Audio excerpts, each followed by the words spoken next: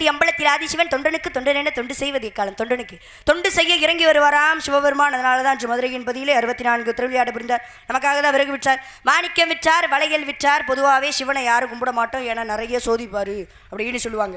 கடவுள் எல்லாமே சோதிக்கிறது என்ன காரணம் அப்படின்னா, நிலையாக ஒரு தெய்வத்தை கும்பிடுறோமான்னு பார்க்கறதுக்காக தான்.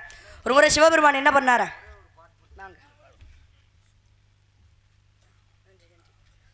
பொன்னாடிபதி கௌரவப்படுத்தி என்ன சார்பாக நாடு குழு சார்பாக வணக்கம். அதனால சிவபெருமான் என்ன பண்ணாரா, காசி மாநகரிலே பிச்சைக்காரனாக உருமாறி பிச்சை எடுத்தாரா. யாரு அப்படின்னா சிவபெருமானாகப்பட்டவர். காலையிலேருந்து மாலை வரையும் பிச்சை எடுக்கிறாரு, யாரும் பிச்சை போட்ட பாடு கிடையாது. கடைசியாக போய் ஒரு பிச்சைக்காரன்ட்டே பிச்சை கேட்குறாரப்பா, நீ 4 வீட்டில் வாங்கி வச்சிருக்க சாப்பாடு, அது எனக்கும் கொஞ்சம் கொடுத்துடும், நீயும் கொஞ்சம் சாப்பிடுப்பா அப்படின்னு சொல்லி பிச்சைக்காரனாக வந்து அந்த சிவபெருமான் கேட்குறாரு அந்த பிச்சைக்காரன்ட்டு. அதுக்கு அந்த பிச்சைக்காரன் என்ன பண்ணிருக்கேன், அவன் கையில் இருந்த மொத்த சாப்பாட்டையும் தூக்கி இவர் கையில் கொடுத்துருக்கான். இவருக்கு ஒன்றும் புரியலை, என்னடா இவனே 4 வீட்டில் பிச்சை எடுத்து வச்சுருக்கேன், ஆனால் கேட்டோடனே மொத்த சாப்பாட்டையும் தூக்கி கொடுத்துட்டானே, இவன் சோத்துக்கு என்ன பண்ணுவேன் அப்படின்னு சொல்லி கேட்குறாரு. என்னப்பா மொத்த சாப்பாட்டையும் தூக்கி என்கிட்ட கொடுத்துட்ட, நீ என்ன பண்ணுவ சாப்பாட்டுக்கு அப்படின்னு சொல்லி கேட்குறாரு. அதுக்கு அந்த பிச்சைக்காரன் சொல்கிறான், ரொம்ப பசியோடு வந்திருக்கேன் நீ, அதனால் சாப்பிடு, சாப்பிட்டதுக்கப்புறம் பேசுவோம் அப்படின்னு சொல்லி சொல்கிறாரு. பிச்சைக்காரனாக உருமாறி வந்த சிவபெருமான் என்ன கேட்டாரா அப்படின்னா, வந்திருக்கிறது யாருன்னு உனக்கு தெரியுமாடான்னு சொல்லி கேட்குறாரு. அதெல்லாம் தெரியும், நீ சாப்பிடு அப்படின்னு சொல்ல. வந்திருக்கிறது யாருன்னு தெரிஞ்சா நீ சொல்லுன்னு சொல்லும் போது அந்த பிச்சைக்காரர் சொன்னார், அப்பா எனக்கு தோல் நோய் இருக்குது, என் பக்கத்தில் வரவே எல்லாரும் அருவறுப்பு படுவாங்க, ஆனால் என்னையும் மனுஷனா மதிச்சு என்கிட்ட வந்து பிச்சை கேட்குறியே, அதுலேருந்தே தெரியலையா இந்த உலகத்தையே ஆளக்கூடிய பரம்பொருள் நீ என்றுன்னு சொன்னாரா. மெய் செலுத்து போய் நின்றாரா சிவபெருமான். எல்லா சோதனையும் கொடுப்பது எதற்காக அப்படின்னா, தன்னுடைய பக்தி எப்படி இருக்குது அப்படின்னு சொல்லி சோதிப்பதற்காக தான். நிலையாக ஒரு கடவுளை யமதர்மனையே நிலையாக உண்மையாக கும்பிட்டோம் அப்படின்னா யமதர்மனே நல்லது தான் செய்வார். அப்பேற்பட்ட சிறப்பு அந்த சிவபெருமானுக்கு இருக்குது. அப்பேற்பட்டவர் ஒரு பாகத்தை வணிந்து விட்டு பணி உங்களை சிறப்பாக இருக்கும் என்பதால் இங்கு வள்ளியாக எடுத்துக்கொண்டிருக்கும் மகள் மீனாட்சி அவர்களுக்கு டைமண்ட் வாரியர்ஸ் அவர்கள் 100 ரூபாய் என்பளிப்பு கொடுத்த அன்புள்ளத்திற்கு எனது சார்பாகவும் நாட குழு சார்பாகவும் நன்றி கிடந்த வணக்கம் வணக்கம் வணக்கம்.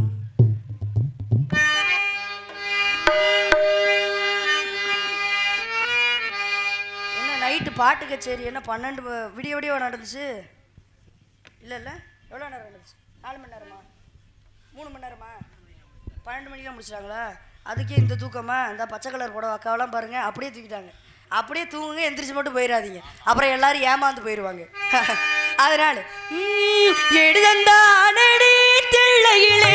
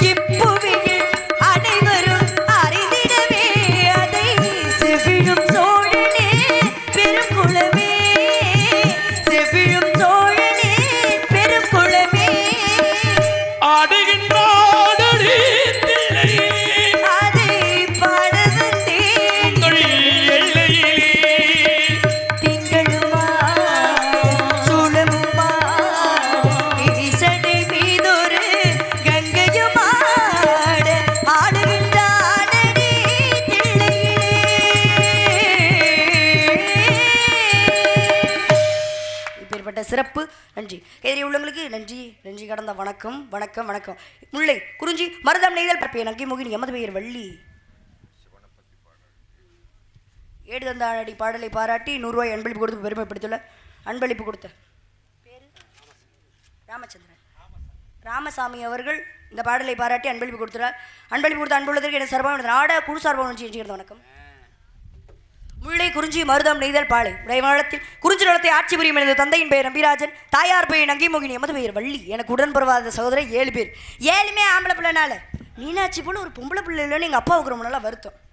பேர் ராமகிருஷ்ணன் அவர்கள் எனக்கு அன்பளிப்பு கொடுத்து பெருமைப்படுத்தல. அன்பளிப்பு கொடுத்த அன்புள்ளத்திற்கு நன்றி கிடந்த வணக்கம். பொம்பளை பிள்ளை இல்லைன்னு எங்கள் அப்பாவுக்கு ரொம்ப நாளாக வருத்தம். அப்படி வருத்தப்பட்டு இருக்கும்போது வள்ளிக்கிழங்கு தோன்றி மட்டும் பள்ளத்திலிருந்து எடுத்து வந்து ரொம்ப செல்லமாக சீரும் சிறப்புடன் வளர்த்து வருகிறார். பெண் பிள்ளை பிறந்தால் காவலுக்கு அனுப்புவதாக அப்பாவோட வேண்டுதல். அந்த வேண்டுதலுக்கு இணங்க இன்று நான் காவல் புரிய வந்திருக்கிறேன். என்னுடைய உயிர் தோழி எடுத்து இருக்கா, அதை விட பேரழகி ஒருத்தைய கூட்டிட்டு வந்திருக்கோம். ஐயோ அவளை பார்த்தீங்கன்னு வச்சுக்கோங்க, அவளோட அழகுல நீங்க எல்லாருமே தொப்புக்கிட்டீங்க விழுந்துருக்கீங்க. அவ்வளோ ஒரு பேரழகு. எப்படி இருப்பா தெரியுமா? வீட்டை பேசாதம்மா. சின்ன தம்பி பட குஷ்பு மாதிரியே இருப்பா. அவ்வளோ ஒரு பேரழகு. அவள் மட்டும் அழகு கிடையாது. அவள் கட்டிட்டு வர சேலை, அவள் போட்டிருக்க நகை, எல்லாரும் கேட்பீங்க இந்த சேலை எங்கம்மா வாங்கினேன், நகைலாம் எங்கே வாங்கியிருக்கீங்க. ஏன்னா முருகப்பெருமான் மட்டும் அழகு கிடையாது. முருகப்பெருமான் கையில் வச்சிருக்க அந்த வேலும் அழகு, பறவைகள்லேயே அழகு மயில் தான். அது மாதிரி அவர் கூட இருக்க எல்லா விஷயமே அழகா இருக்குல்ல, அது மாதிரி இவ முதல் மரியாதை ராதா மாதிரியும் வருவா சில.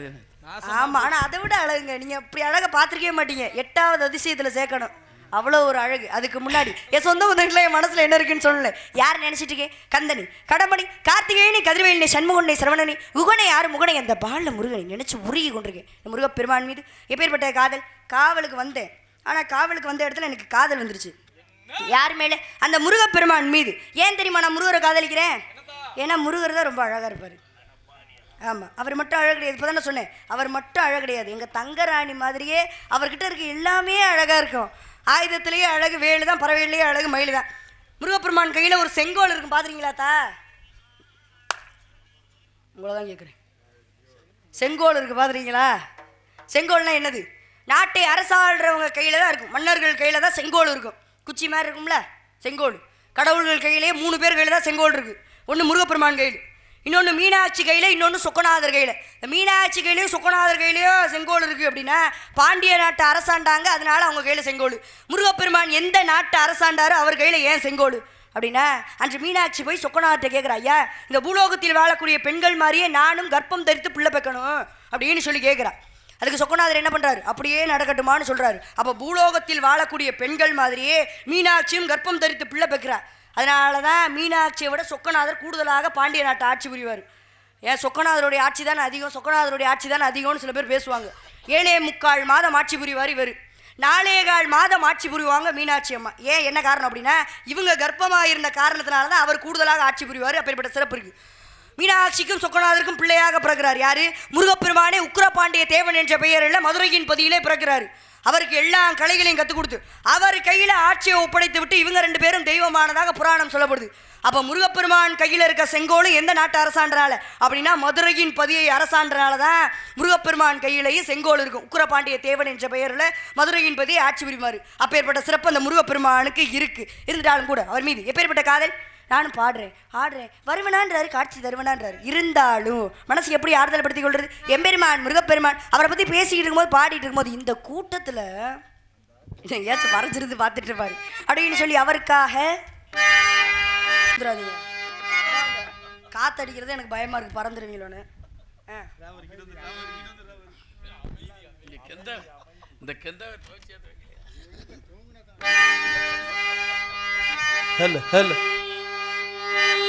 மறைந்திருந்தே பார்க்கும் மர்மமின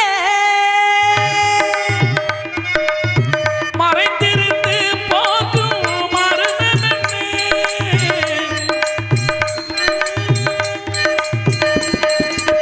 சுவாமி மறைந்திருந்தே பார்க்கும் மர்மமின அழகர் மலையழகா இந்த சிலையழகா என்று மறைந்திருந்தே பார்க்கும் மர்மமின அழகர் மலையழகா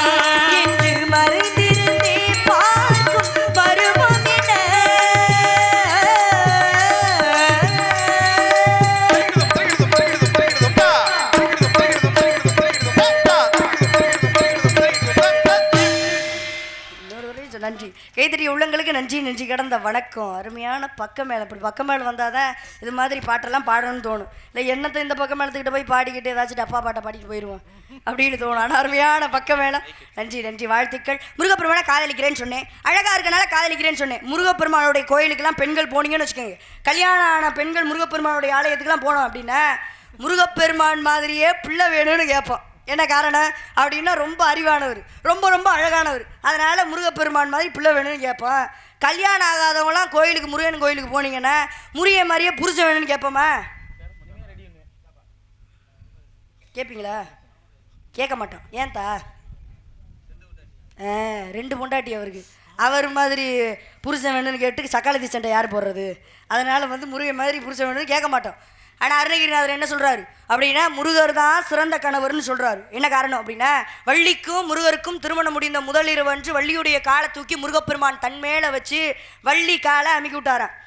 அப்போ வள்ளியம்மை கேட்குறாங்க, சாமி நீங்கள் போய் என் காலை தொடலாமா, நீங்கள் எவ்வளவு பெரிய ஆள் அப்படின்னு சொல்லி கேட்கும்போது முருகப்பெருமான் சொன்னார், அம்மா என்னை திருமணம் முடிக்கணும்னு சொல்லி அந்த காட்டில் இருந்து காவல் பார்த்து எவ்வளவு கஷ்டப்பட்டேன், அப்போ உன்னுடைய கஷ்டத்தை நான் தானே போக்கணும் அப்படின்னு சொல்லி வள்ளியம்மையாருடைய காலை தூக்கி தன் மேலே வச்சு முருகப்பெருமான் அமுக்கி விட்டாராம். யார் சொல்றது? அருணகிரிநாதர் திருப்புகழ்ல சொல்றாரு. அப்போ ஏற்பட்ட கலியுக சிறந்த கலியுக தெய்வமும் அவர் தான், சிறந்த கணவரும் அவர் தான். அதனால கல்யாணம் ஆகாத பெண்கள்லாம் கோயிலுக்கு, முருகன் கோயிலுக்கு போனீங்கன்னா முருகன் மாதிரி புருஷன் வேணும்னு கேளுங்க. அதனால எனக்கு முருகன் மாதிரிலாம் புருஷன் வேணாம், அந்த முருகரே கணவராக வேணும். அதனால எப்பேற்பட்ட காதல் என்னுடைய காதல், எதுக்காக காதலிக்கிறேன்னு அப்புறமா சொல்லுவேன், அதை சொன்னீங்கன்னா நீங்க எல்லாம் சந்தோஷப்படுவீங்க தெரியுமா? அதனால எப்பேற்பட்ட காதல் என்னுடைய காதல்னு சொல்லி முடிச்சு தோழியை போய் சந்திக்க வேண்டும்.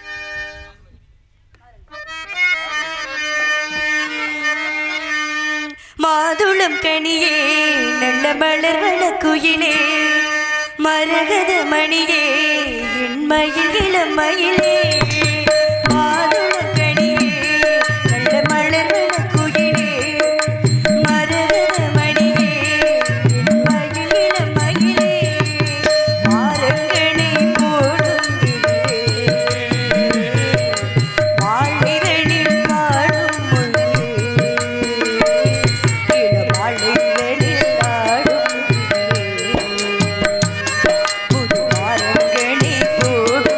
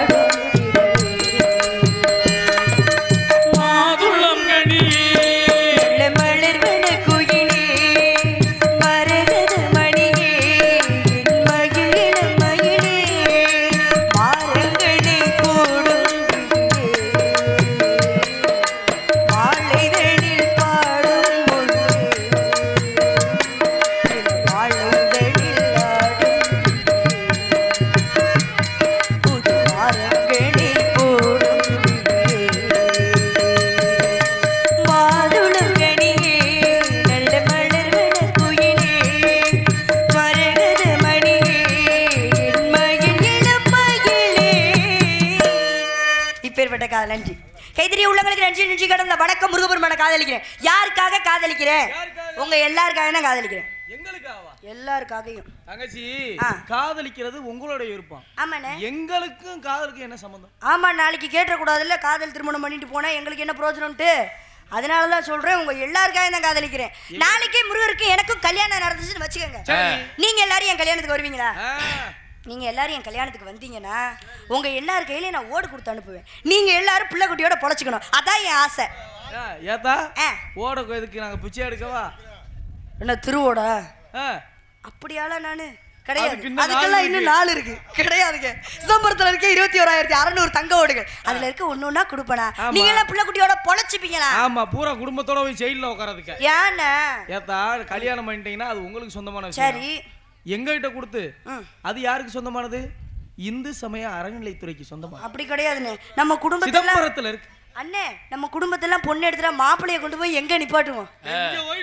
அண்ணே, நல்ல நிலைமையில தான் நிப்பாட்டுவோம். அதனால எத்தனை வயசுல காதலிச்சு? 5 வயதில் அரியா பருவத்தில் எனக்கு வாழ்வு தருவேன் என்று வரம் கொடுத்த அந்த வட்டி வேலனி 5 வயசுல இருந்து காதலிச்சுட்டு இருக்கேன். உங்களை மாதிரி காதல் கிடையாது. புனிதமான காதல், தெய்வீகமான காதல். கட்டுனா அவரை தான் கட்டுவேன்.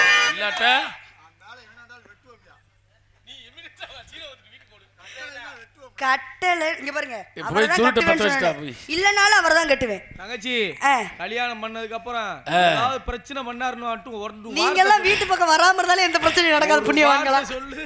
அதனால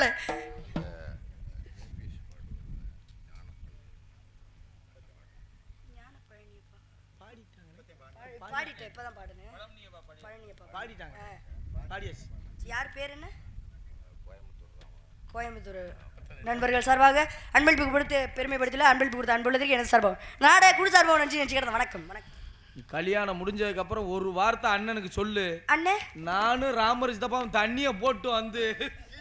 அதனால வீடு எங்க இருக்குன்னு கூட கல்யாணத்துக்கு அப்புறம் சொல்ல மாட்டேன். நீங்க எல்லாம் அப்படியே அதோட ஓடி போயிருங்க. அதனால எப்பேற்பட்ட காதலுடைய காதல தெரியுமா சொல்லவ.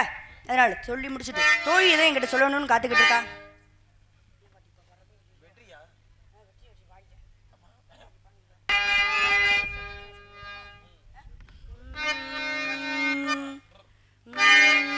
சொர்க்கத்தின் வாசற்படி என்ன கனவுகளே, சொர்க்கத்தின் வாசற்படி என்ன கனவுகளே, என்னென்ன நான் உனக்கு வண்ண களஞ்சியமே, சிந்தும் பனித்துளி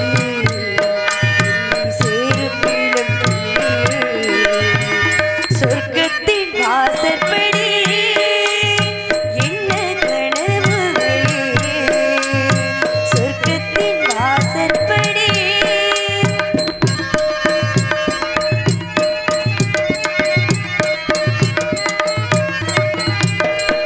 நாளே உண்டாகும் ஞாபகங்கள் ஒன்றிரண்டு அல்லவே, ஒன்றுக்குள் ஒன்றான நீரலைகள் என்றும் இரண்டல்லவே, சிற்றென்ன வாசலில் ஓவியமே, சிந்தைக்குள் ஊறிய காவியமே, இங்கே அங்கேதான் நான் இருப்பேன், எப்போதும் நீயாட தோள் கொடுப்பேன், மோகத்தில் நான் படிக்கும் மாணிக்க வாசகமே, நான் சொல்லும் பாடல் எல்லாம் நீ தந்த யாசகமே, சொர்க்கத்தின் வாசற்படி என்ன கனவுகளே, என்னல்ல நான் உனக்கு வண்ண களஞ்சியமே, சிந்தும் பனித்துளி என்னை சேரும் இளம் துளி, சொர்க்கத்தின் வாசற்படி.